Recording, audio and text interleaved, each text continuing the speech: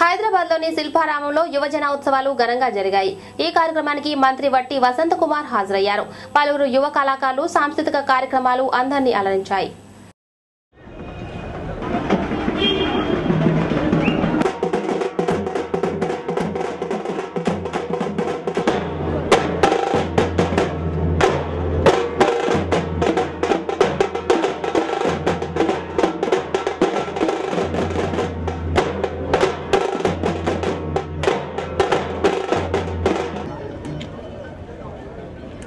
శ్రీ గారు వారికి నమస్కరిస్తూ ఐఏఎస్ రిటైర్డ్ వారికి దీపం జ్యోతి పరబ్రహ్మం దీపేన సాధ్యతే సర్వం సంధ్యా దీపం నమోస్తుతే।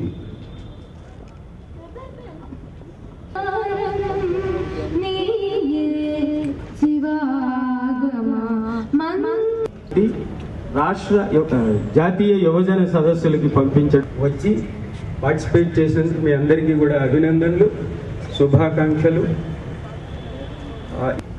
ఈ యువజన ఉత్సవాలని రాష్ట్ర స్థాయిలో జరుపుకోవడం జరుగుతుంది।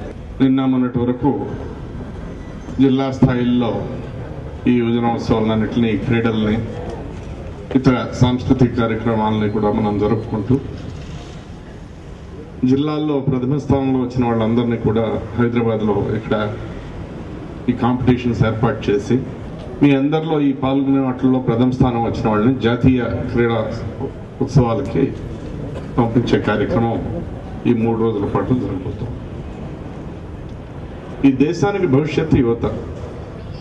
దాదాపుగా సమాజంలో యువకుల నిష్పత్తి చూస్తే యువత నిష్పత్తి దాదాపుగా 50% వరకు యువకులే ఉన్నారు।